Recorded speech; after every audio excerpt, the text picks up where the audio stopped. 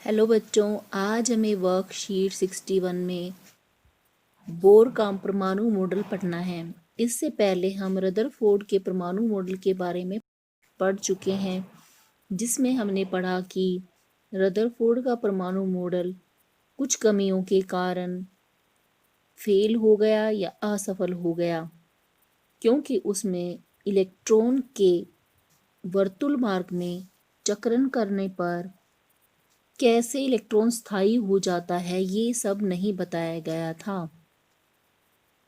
इस कमी को नील्स बोर नाम के वैज्ञानिक ने दूर किया और अपना नया परमाणु मॉडल प्रस्तुत किया, जिसे बोर का परमाणु मॉडल कहते हैं। नील्स बोर नामक वैज्ञानिक ने 1922 में अपना परमाणु मॉडल प्रस्तुत किया, जिसकी विशेषताएं निम्नलिखित हैं। परमाणु में इलेक्ट्रॉन नाभिक के चारों ओर घूमता है। अगर हम इसे परमाणु माने, इसके सेंटर में नाभिक है, मध्य में नाभिक है। नाभिक में प्रोटॉन तथा न्यूट्रॉन होते हैं। इसके चारों तरफ इलेक्ट्रॉन चक्कर काटते हैं। ये बात हमें रदरफोर्ड ने भी बताई थी, लेकिन यहाँ पर एक अंतर है। ये बोर ने कहा कि जो इलेक्ट्रॉन चक्कर काटते हैं ये किसी विशेष पथ पर चक्कर काटते हैं, और इस पथ को हम ऊर्जा कक्ष या ऊर्जा स्तर कहते हैं। ये ऊर्जा स्तर निश्चित होती है प्रत्येक स्तर के लिए, और जिस इलेक्ट्रॉन के पास जितनी ऊर्जा होती है वह उस ऊर्जा स्तर में रह पाता है। इसका अर्थ यह है कि केंद्रक के चारों तरफ ऊर्जा स्तर उन्होंने बताए, उन ऊर्जा स्तरों में या उन रास्तों में या उस पथ में वही इलेक्ट्रॉन घूम पाएगा जिसके पास उतनी ऊर्जा होगी। पहले वाले ऊर्जा स्तर को उन्होंने के, नेक्स्ट को एल और उसी नेक्स्ट वाले को एम नाम दिया, और इसी प्रकार सबसे बाहर वाले को एन नाम दिया। और ये कहा कि जो के स्तर में इलेक्ट्रॉन है वो इलेक्ट्रॉन कम ऊर्जा स्तर वाले हैं।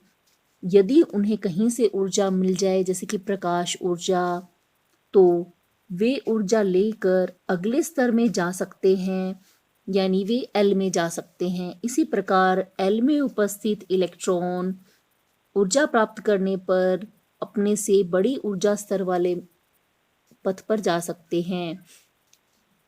जब तक इलेक्ट्रॉन को ऊर्जा नहीं मिलेगी, इलेक्ट्रॉन अपने पथ को नहीं छोड़ेगा, वह अपने रास्ते में ही घूमता रहेगा।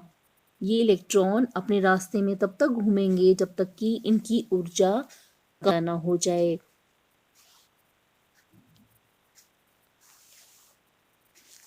इन ऊर्जा कोशों को या ऊर्जा स्तरों को हम एन से भी दर्शा सकते हैं।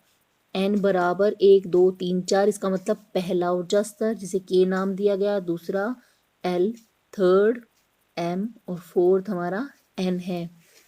प्रत्येक परमाणु में जो ऊर्जा स्तर होता है उसमें अंतिम कक्ष संयोजक कक्ष कहलाता है, या अंतिम ऊर्जा स्तर को हम संयोजक कक्ष कहते हैं।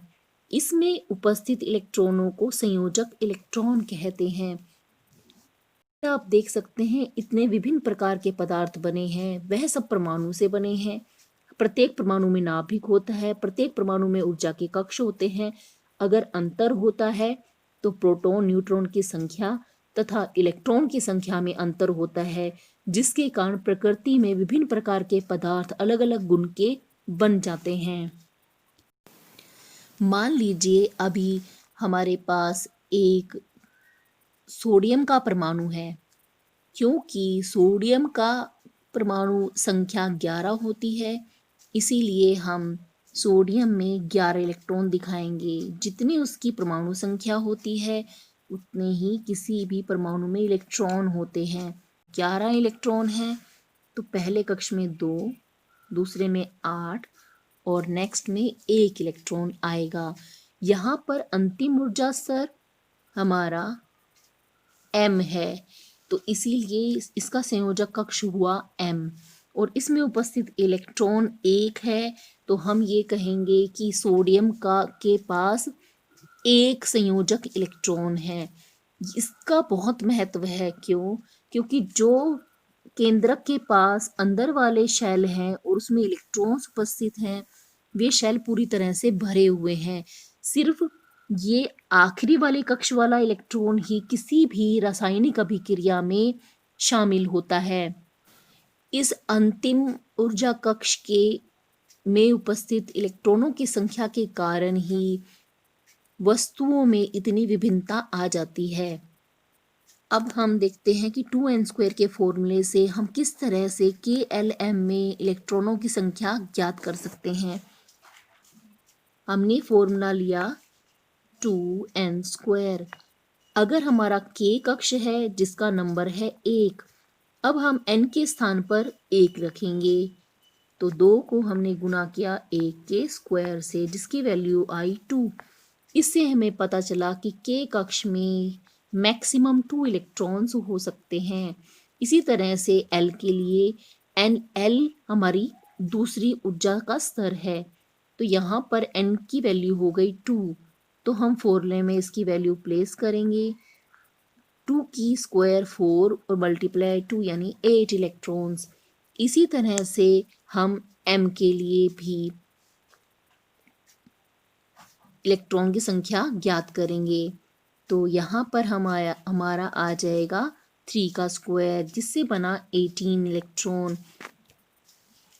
आपको एक बात ध्यान रखनी है कि जब भी हम इलेक्ट्रॉनों को ऊर्जा कक्ष में लगाते हैं तो सबसे पहले हमें K कक्ष से शुरू करना होता है। जब तक कि K कक्ष में पूरे इलेक्ट्रॉन्स नहीं आ जाते, हम L कक्ष में नहीं जा सकते। अब हमें न्यूट्रॉन के बारे में पढ़ना है।